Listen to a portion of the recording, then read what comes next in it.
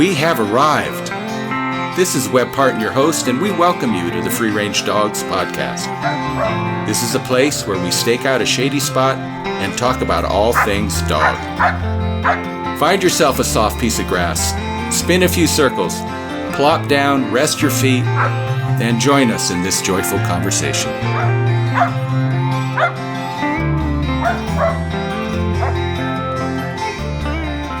We're here today with two generations. Harry Kalish, you're how many years young? 97. And Judy, Harry's daughter. Hi. Hi. And in the middle is little Junior. How old is Junior now?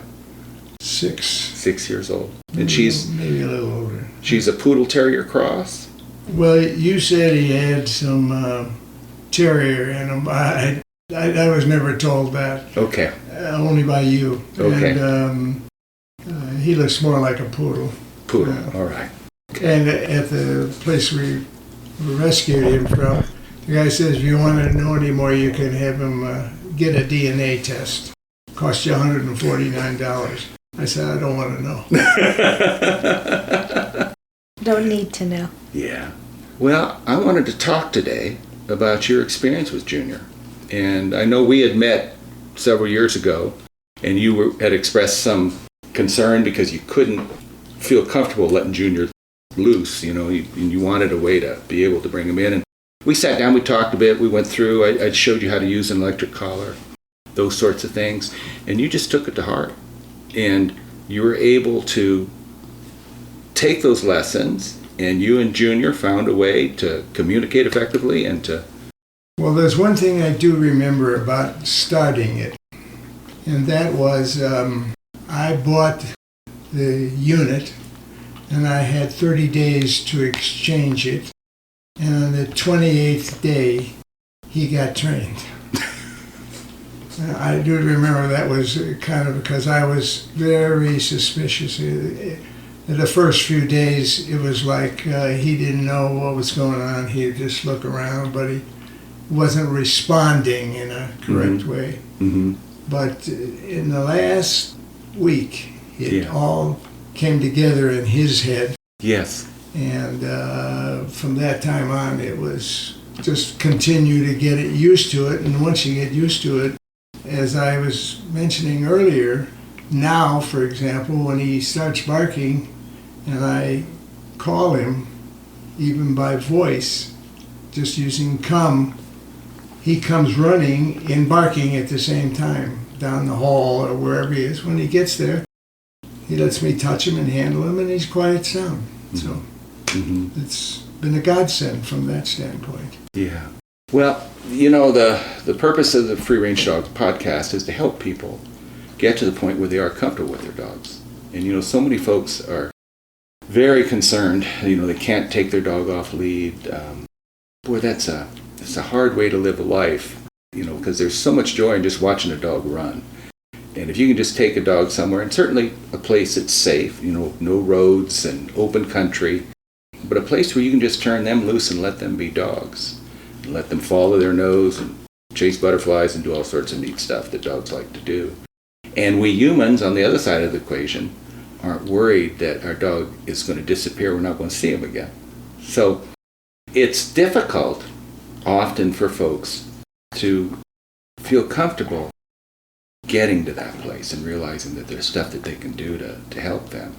And I know you were very amiable about embracing that collar technology that I showed you. And of course the term, and I've used an electric collar for a number of years. And I was, we're right now we're looking at a whole bunch of audio stuff, but I can bet that you remember radios when you were a boy.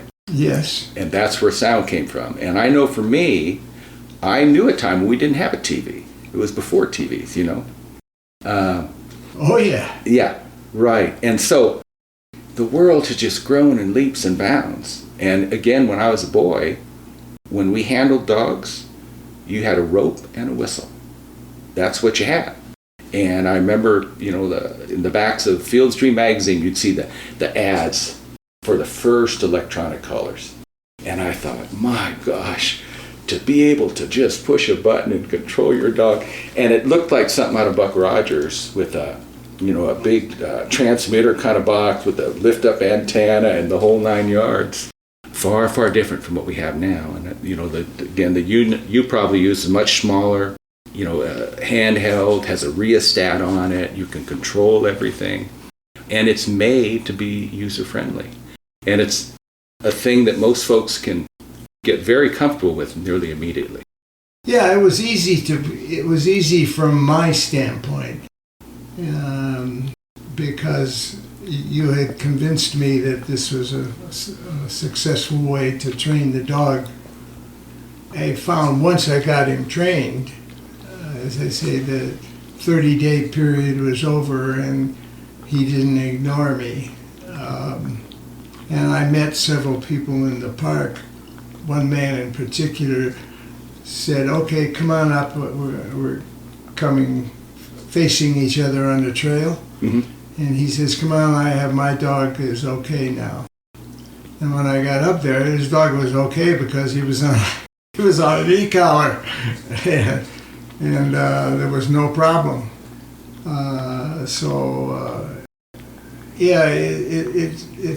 It's amazing what it accomplished from my standpoint, because the park it's a huge park, and he can run like a deer.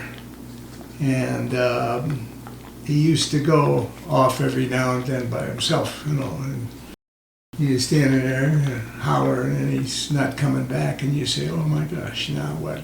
Maybe a snake is there in the park," and there are. So, yes, once you get comfortable with it, you realize that you're on the safe side now, and your dog is under control, just the same as if you had a leash on him, a long leash. So. And what has that meant to you, being able to do that? Well, it gave me great comfort to take the dog to a place where he could run. In my neighborhood, I can't do that. I can't take and let him run free. It's against the policy of the association here to have a dog without a leash.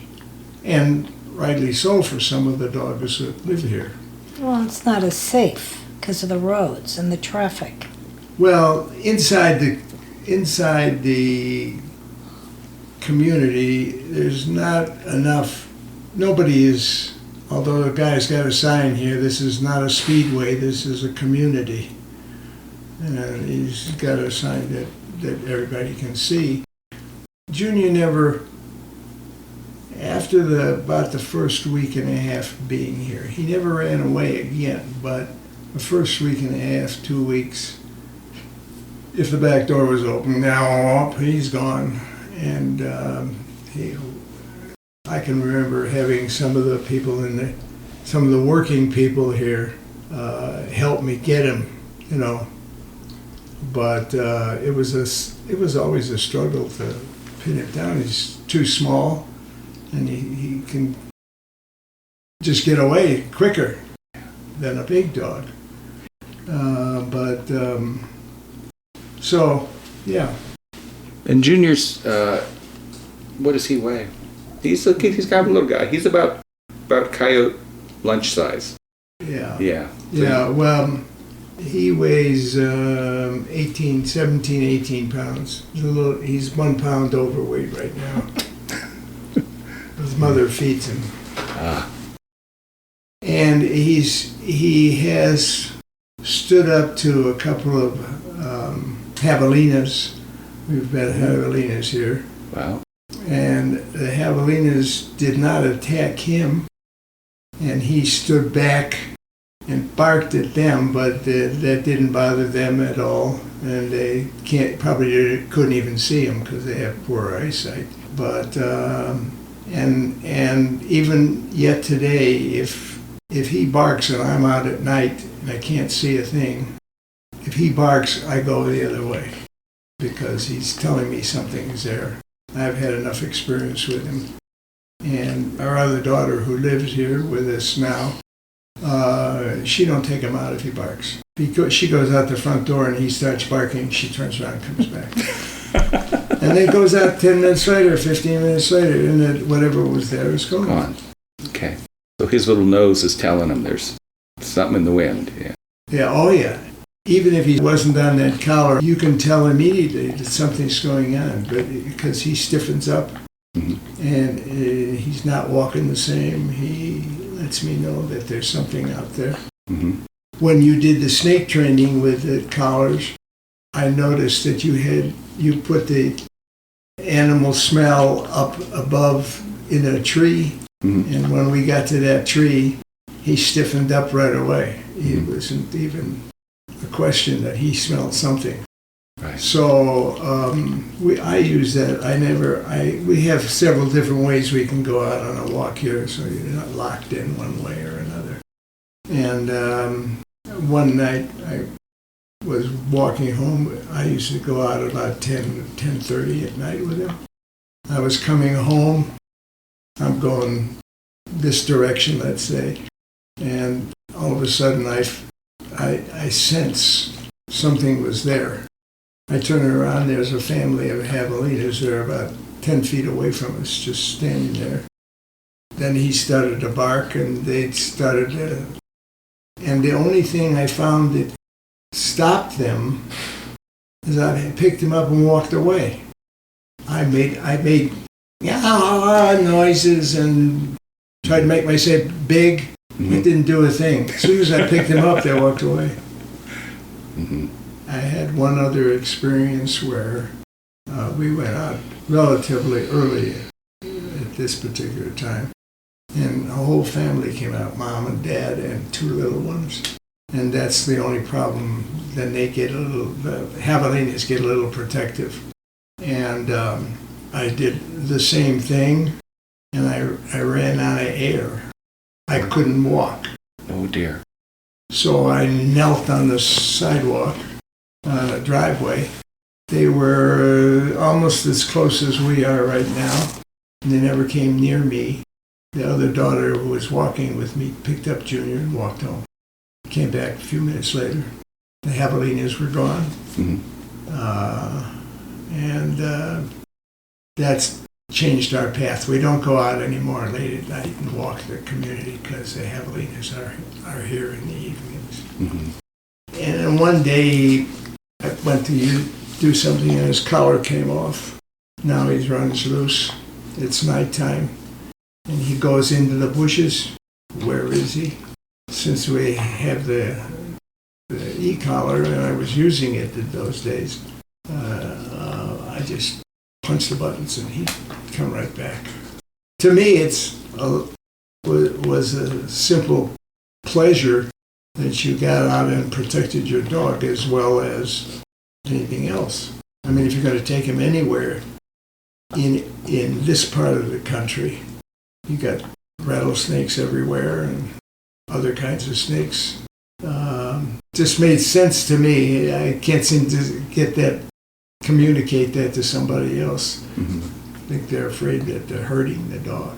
And when you did the training initially, and when we kind of talked about what structure we're going to use, and you followed through with that, you must have reached a time where you transitioned past it and you didn't really need the collar anymore.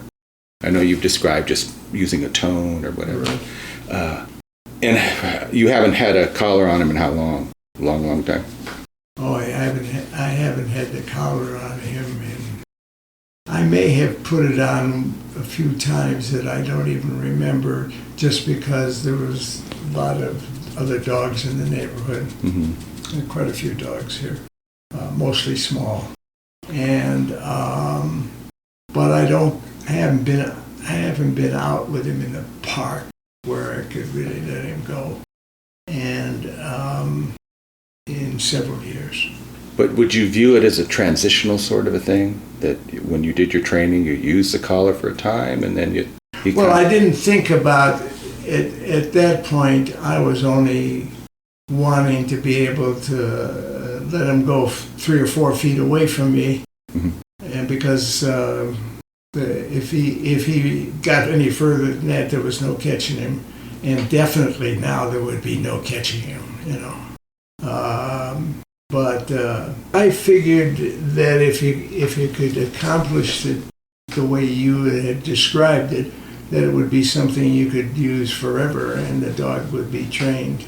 And I've described some of the things he does now that he's trained himself. Just, you know, he knows what's going to happen, so he just does it before, so you don't even have to do anything about it.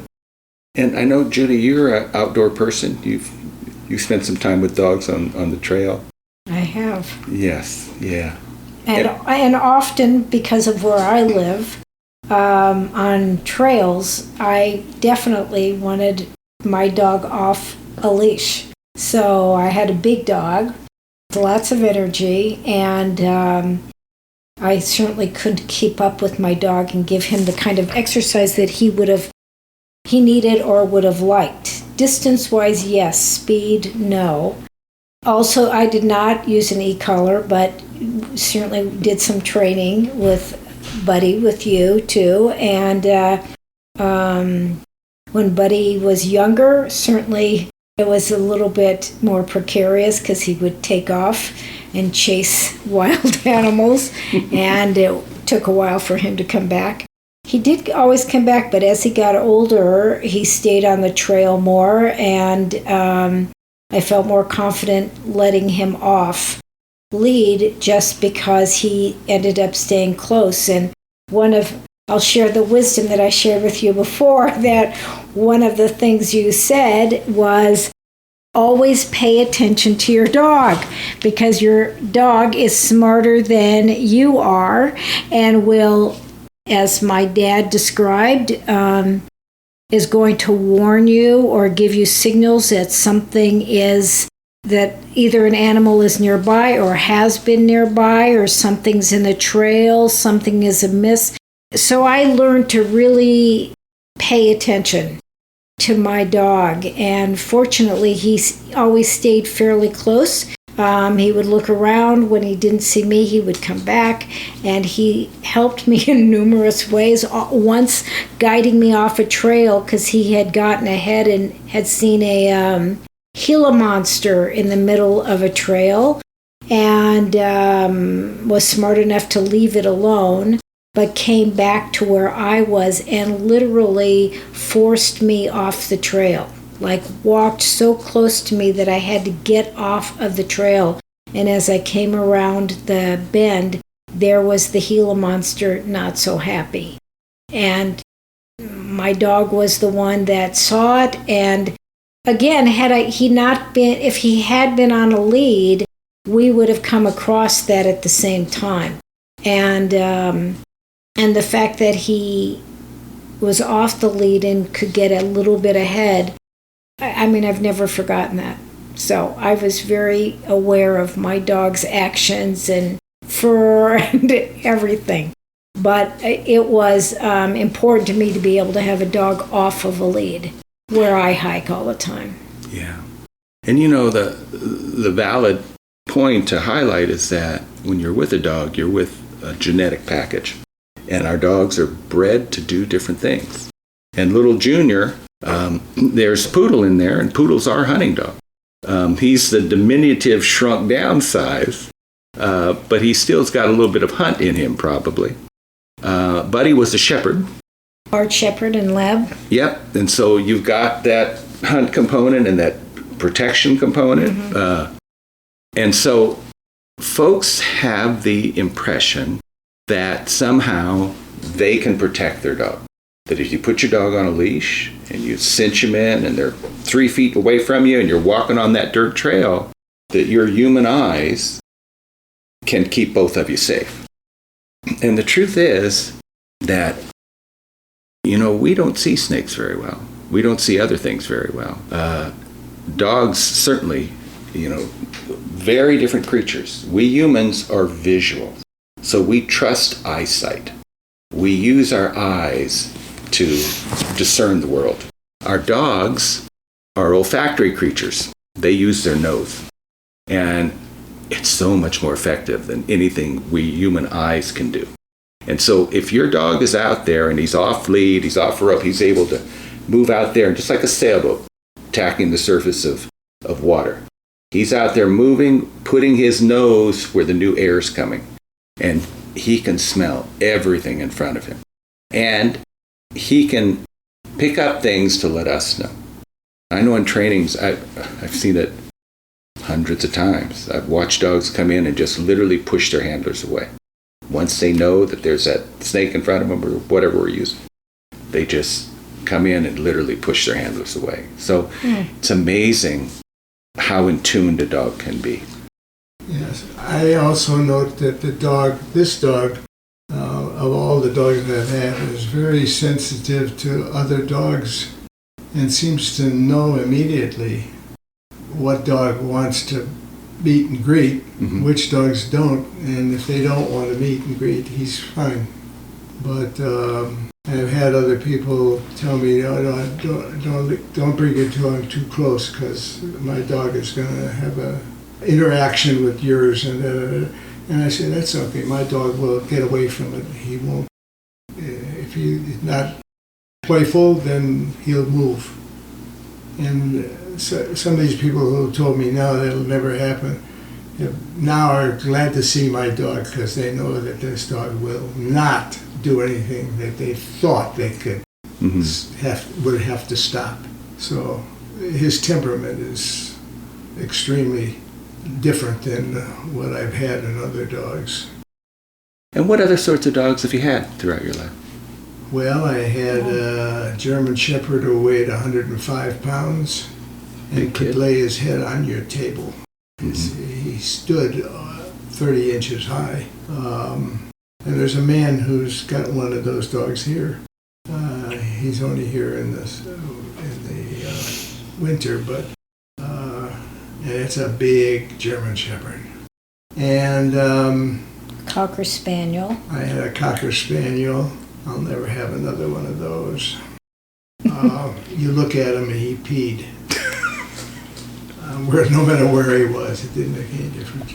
I had a Irish setter, and I'll never have another one of those because there's no brains in an Irish setter. If you ever look at his head, there's no brain in there. Might be offending some people there that Well, love Irish we've setters. lost the Cocker owners and the Irish setter people. Okay. Yeah. And Lab. a black lab, Rudy. That dog was gorgeous.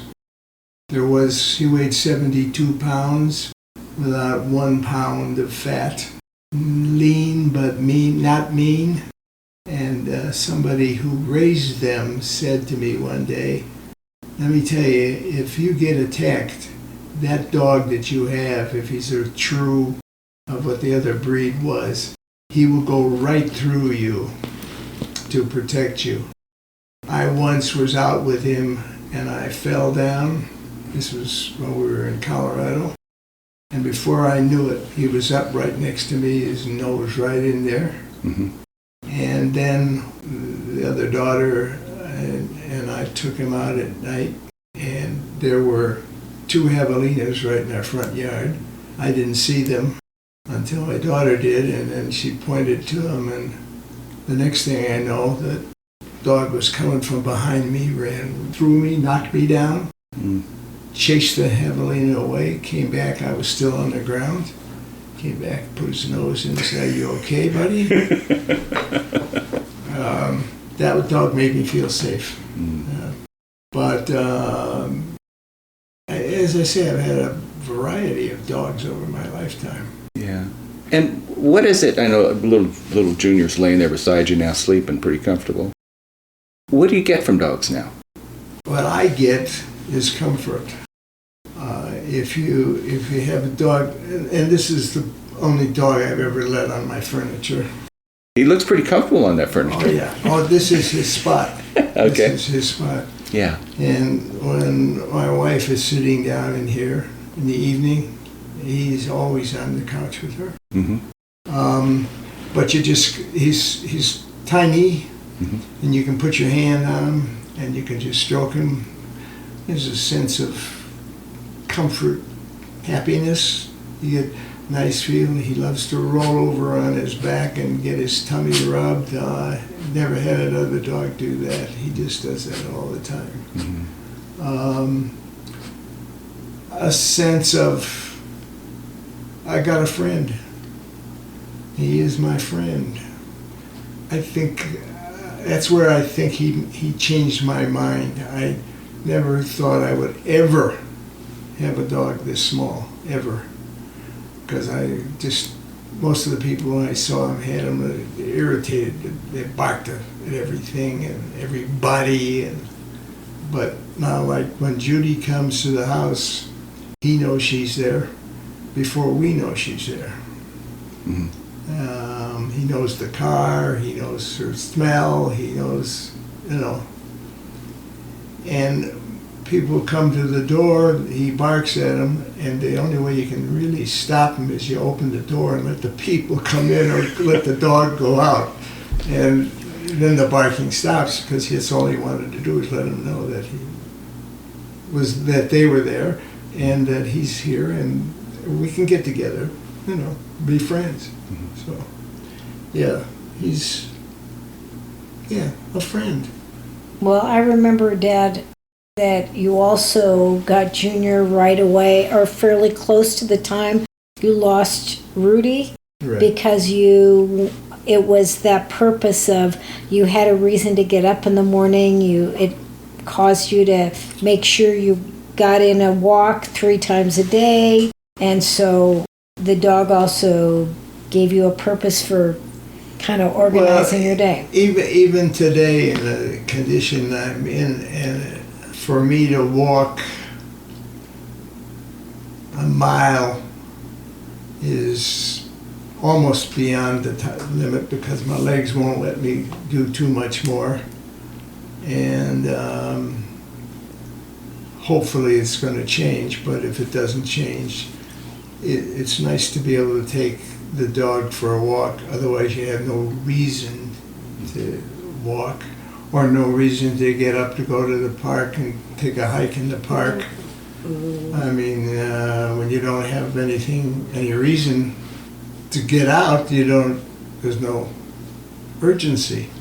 So now the dog gives me the responsibility. I'm using him now as a recovery dog, trying to take him out and see how far I can go, how much further can I get to.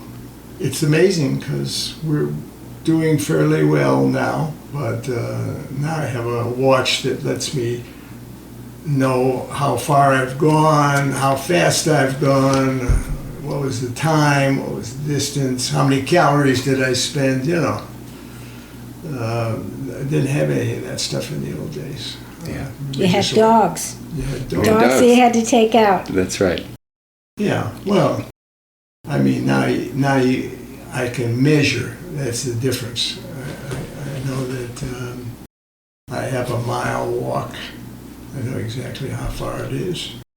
And one of my neighbors put out a chair in his sidewalk right outside our house here, so that if I'm coming back, Oh, you have a spot? I spot to sit down and relax for the last So, 5 Dad, minutes. but when you take Junior out, is there also a little bit of, or maybe even a lot of safety? I know when I would go out walking with Buddy, I always felt just a little safer, because he would alert me like Junior does. Well, yeah, the only thing that let's say, the dog, that German Shepherd, his name was Lover of all things. You physically felt safe with him. Had a lot of interesting experiences with him. But People Junior shying away. warns you.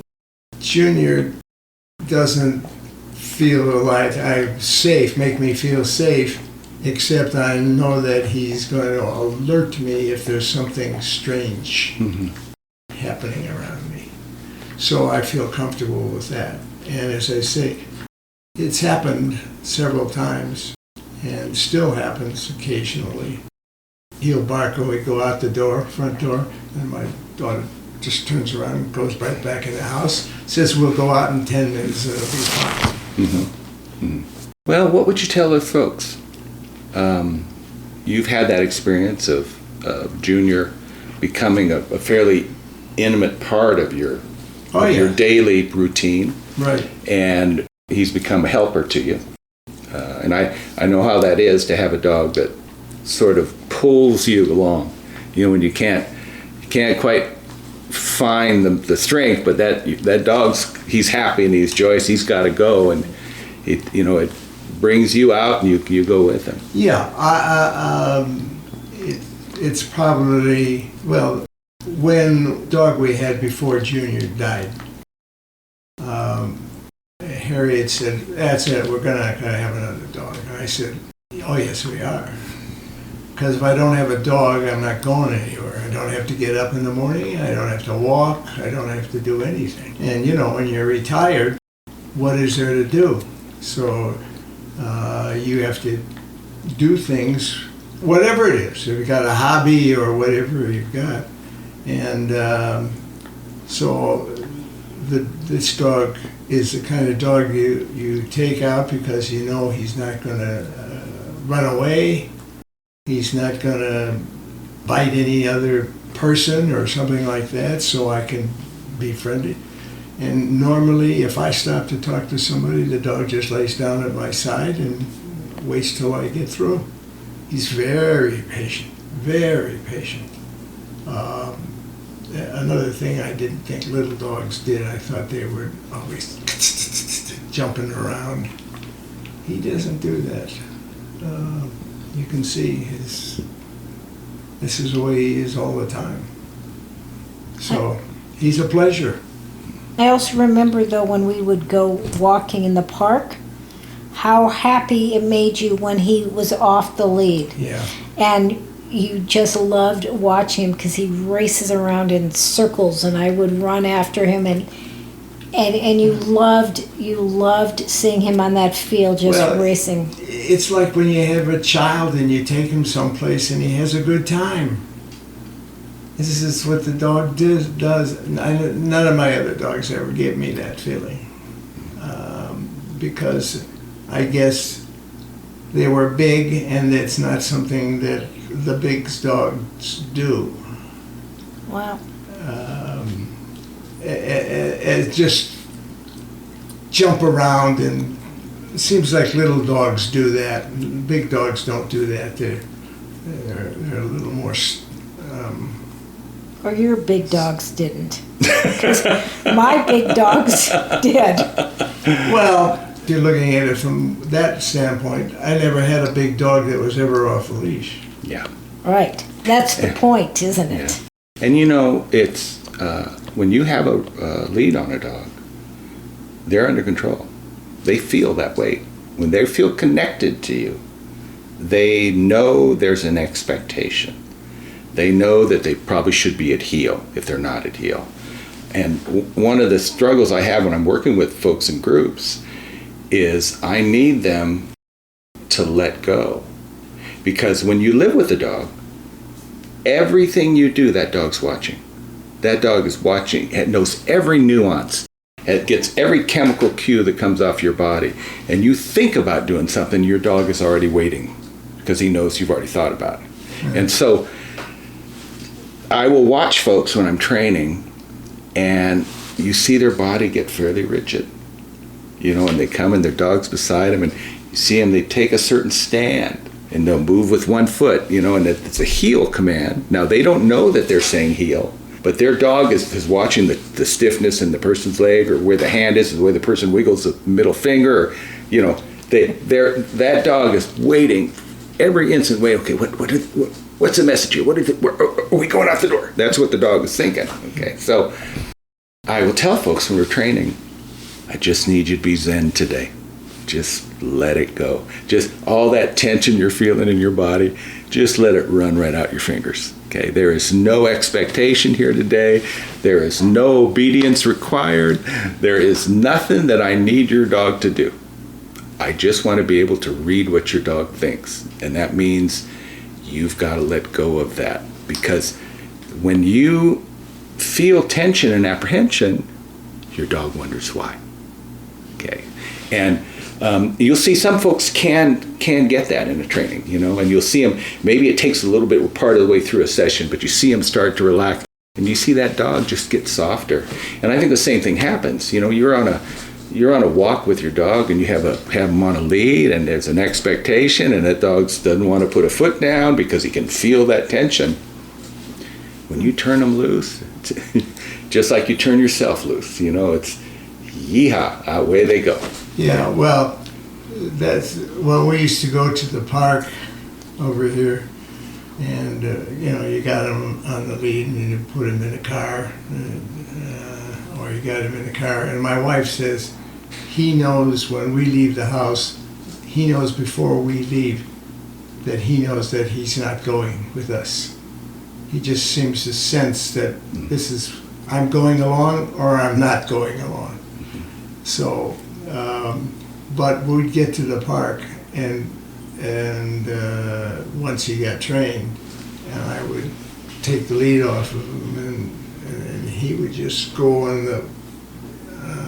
I don't know if you've been in that park over here, but we got two big football fields or soccer fields, and he'd just go 90 miles an hour around it, just like, as I said earlier, he's just like a child been let free to run as fast as they can in any direction, knowing full well he ain't going nowhere, but he's having a hell of a good time with it. So, yeah, and then of course they put in all those slides and rides and things in the park, and now there were a lot more children in the park than there was before. Mm-hmm. And he never seems to go up to the people, just ignores them, and doesn't bother them, and doesn't interfere with them. And as I say, when I had the e-collar on him, you push a button, and then next thing you know, that guy's going 90 miles an hour from way over there to here. You could never get him there with your voice, Mm-hmm. And by pushing a button, you're not applying a stimulation, you're just applying a tone. You're just right. It's not anything that makes him right. Hurt. He's just hearing a noise. He hears a sound, yeah. And as I say, one day I just happened to use my bark collar one day, and I saw everything he did with the e-collar he did with the bark collar. Mm-hmm. And I said, it must be the same sound that he hears that gives him the feeling that the same reaction needs to go with it. So. Yeah. And I witnessed this. The dog was running like far away. You would push a button or whatever, and within seconds the dog was right next to my dad, right next to his leg. It was pretty amazing. Well, there's a connection. The dog lives with a person. They could sort of get inside their brain. And I know for me, had spent so much time working with dogs that I've seen it manifest itself over and over again. But there was one story, a gentleman I knew was an airline pilot, and he had sort of an erratic schedule where he lived in northern Arizona, and he would have to fly into Phoenix, and then it was several hours to get home, And just as a matter of logistics, he often didn't call home to let his wife know he was coming. But his wife would know, because in the morning he was coming home, the dog would be laying at the front door waiting for him. No communication. And he could be, on the other side of the country, and that dog would know and would wait and wait for him, because he knew he was coming that day. So I know I've had those experiences with my own dogs, and once they connect like that, it's telepathy. They're reading our minds. They've got it all figured out. I have an old book that talks about, it was written in 1932, talks about telepathy and training. So it's not a new concept. There are other humans before us that have had that same experience with their dogs? I sometimes think that this dog knows just by instinct what's happening. I mean, you could get up and go to the garage 110 times and he's never doing anything. But when he thinks that he's getting into the car and going for a ride, he's there. You don't have to, we didn't spend any time training him to stay. You hear, stay, we'll be back. He just knows. He knows when he's going, and he knows when he's not going. And I would think that a lot of that is just connection, because you're referring to it as training, and you train a dog and they learn stuff. But I think that when dogs live with us, they read our minds. There's a deep connection between a human and a dog, and maybe they have a chemical cue. Maybe when you're about to do something, your body reacts a certain way and the dog goes, oh, I recognize that chemical. Maybe that's it to some degree.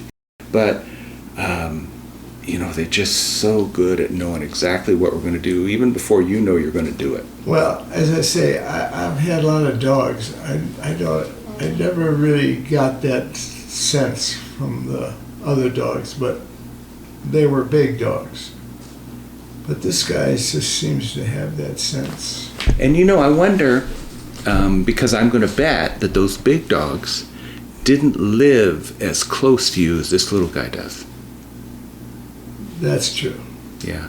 And I know, I was a guide for many years. Quail season roll around, I'd be on the road somewhere with a trailer and a truck with 10 dogs, and, we just hunt most days, meet clients and guide them on quail. When you live with a dog that close, some of these were big dogs, and these dogs knew how to run, knew how to burn up country.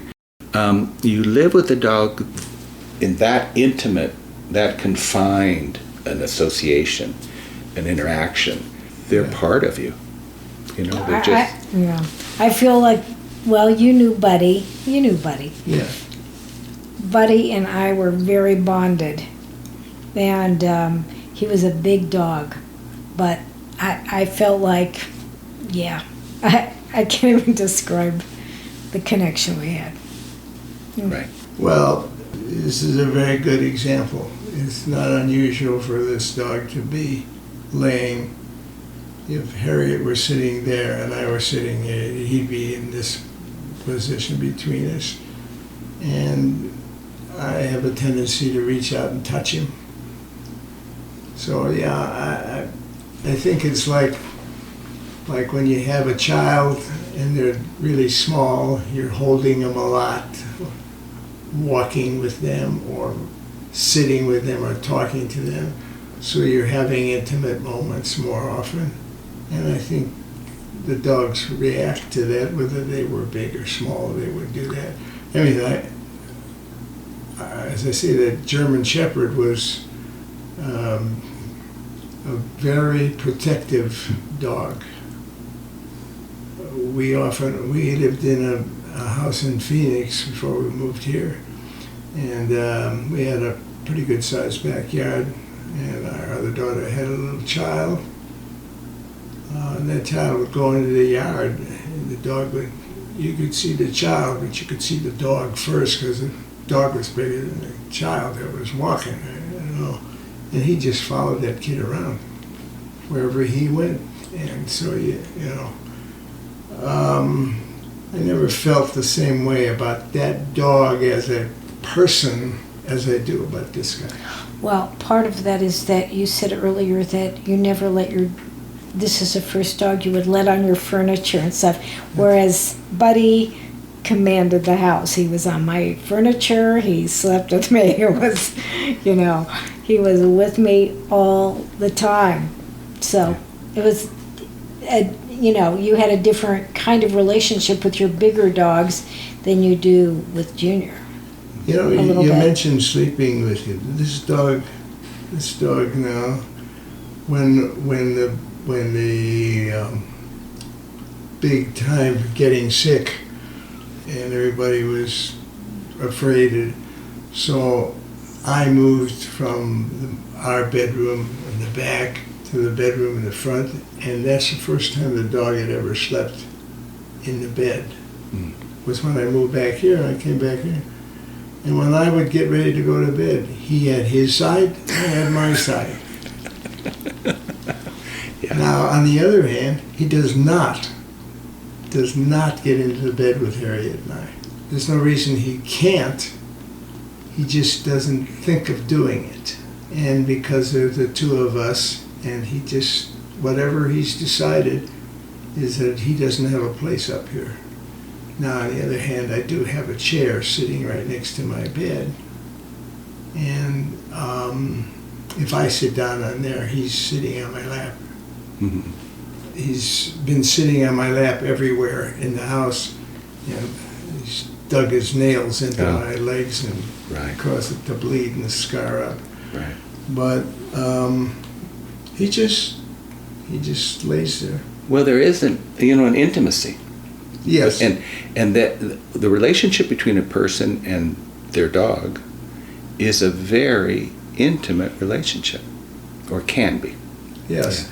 But I never felt that with the big dog. Well, the German hunt masters, and dogs are bred to do different things.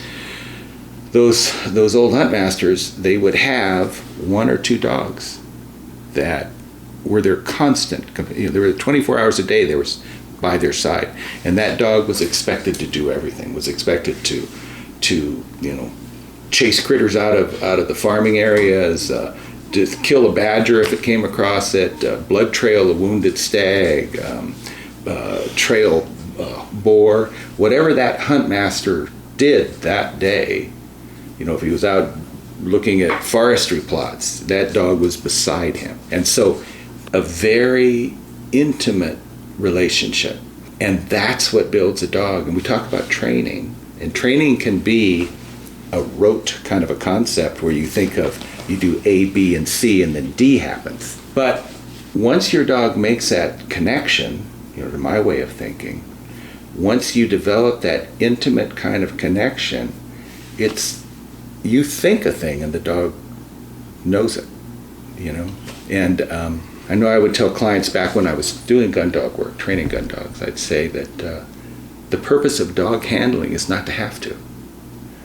That, if you can think a thing and your dog does it, you're far better off. And I know I would be, from time to time I'd be either with clients or with folks working dogs in the field, and the term is hacking, where you're constantly, come back here, that constant verbal kind of barrage that you will hear some people do with a dog when they're not in control. I know it annoyed me. I'm sure it annoyed the heck out of the dog because they didn't listen to him anymore. They didn't hear it anymore. So there is a place, to my way of thinking, that you can get to. You live with the dog and you're training, for lack of a better word. But essentially what you're becoming is a team. There's two of you together. I never had that concept till the junior. They were just toys to play with. I enjoyed them.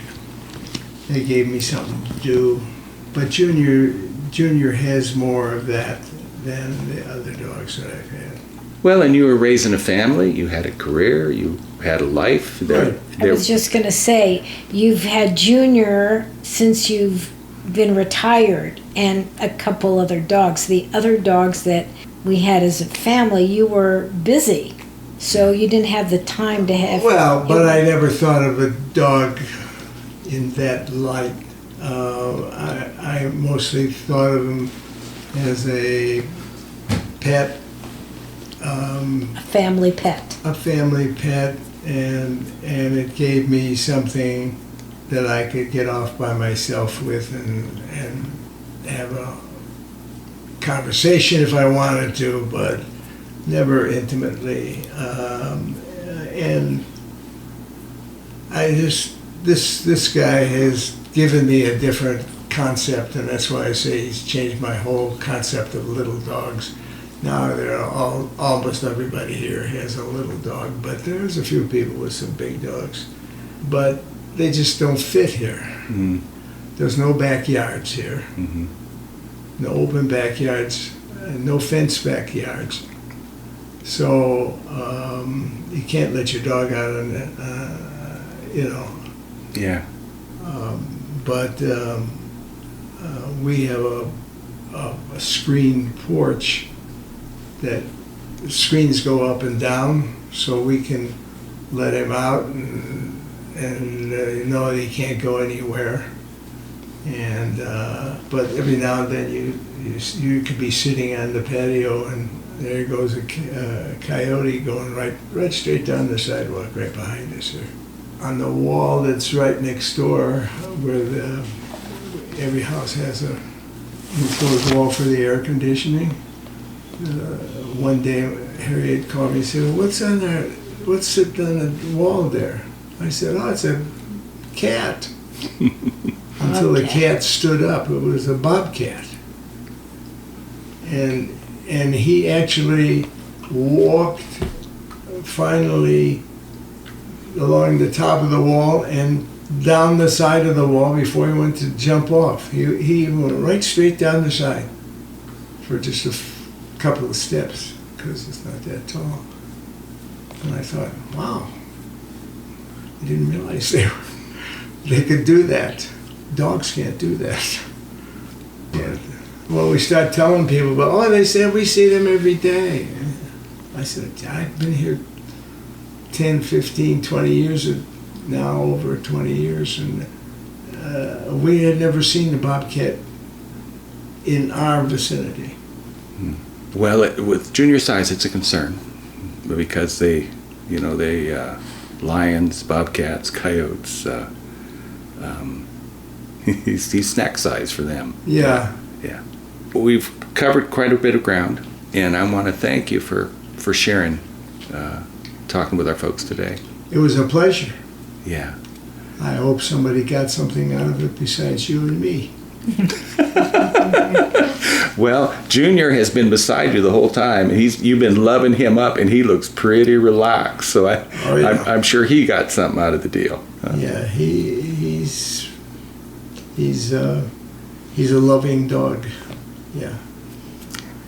And as I say, because he can get up on the furniture, and he doesn't get on everything, and he won't.